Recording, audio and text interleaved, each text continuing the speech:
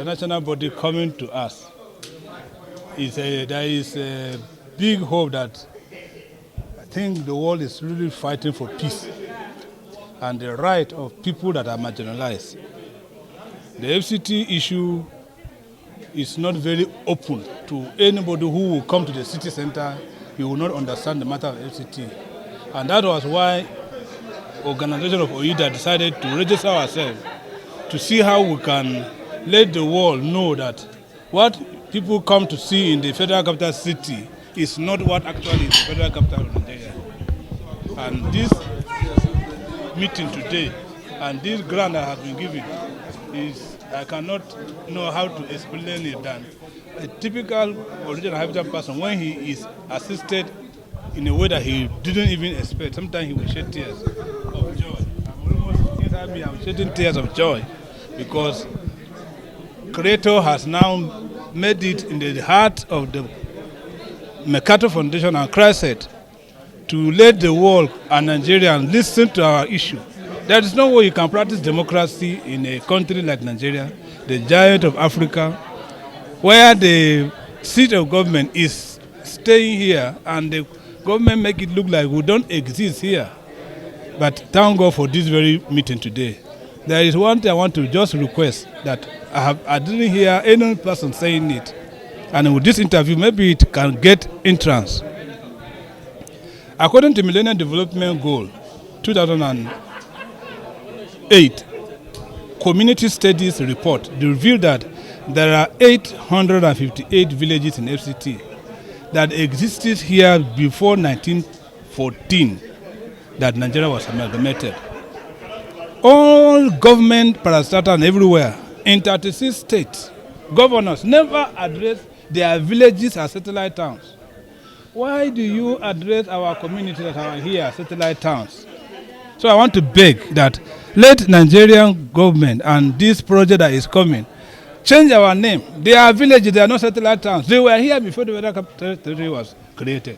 So you shouldn't be calling our satellite town. See, we are even having graded chiefs by the same government. The government has graded chiefs, and then they are first class, and even clamoring for more, and then you still call them satellite. What is that?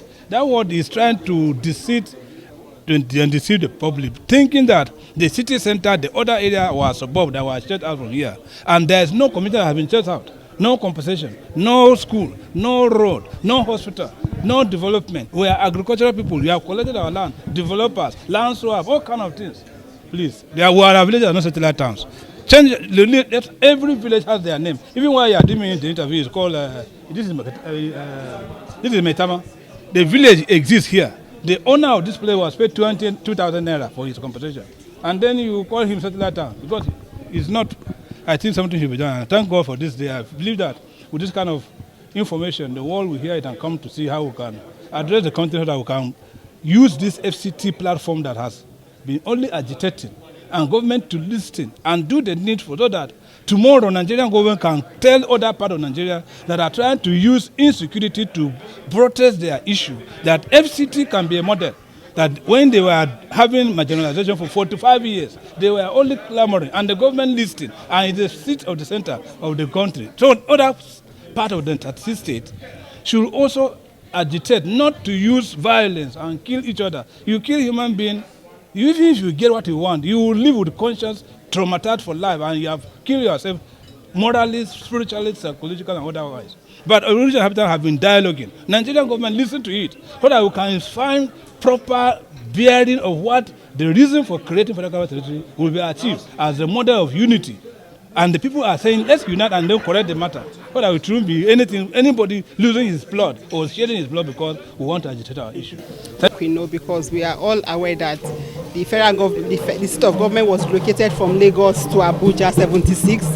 And there were people living in Abuja before government came and made this place the seat of government. And over the years, efforts have been made to ensure that what is due to them is given to them. But like you know, no matter how much government tried, there will be some areas that improvement needs to be made, which is why this advocacy is welcome It means government will be, through this advocacy, the indigenous will be able to present their position to government. This is how we want the resettlement process to happen. This is what we are doing in the past that is not too good with us, and we need some improvement. This advocacy is welcome, and like the Minister of State said, government will give all the cooperation to ensure that what is due to the original inhabitants is given to them like government has been doing before now.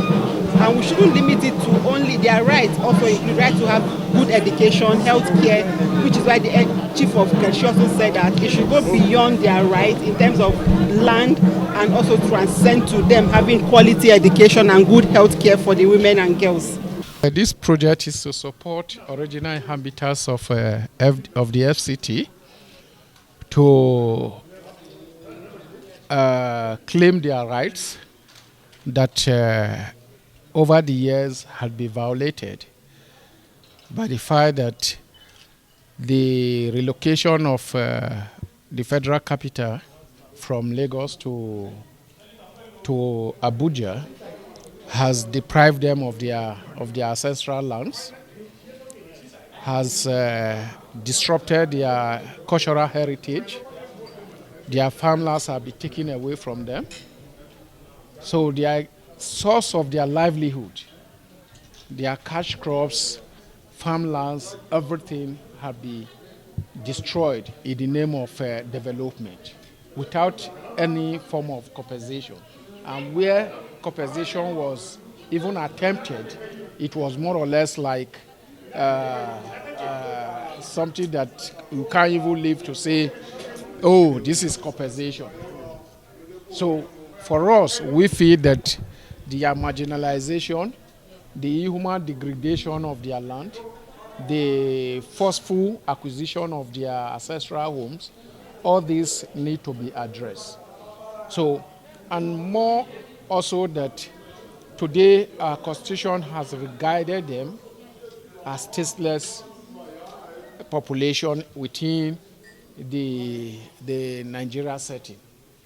So you see, when a child of original habitat want to enroll in school, when filling form from the state of origin, in filling FCT, they will tell you that no, you either fill Nasarawa or fill Niger. There is nothing like FCT as a state.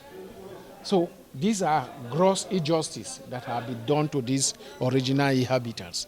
So while every one of us from other states have the right to elect our leaders, like the governors, the state assemblies, the original inhabitants don't have that opportunity.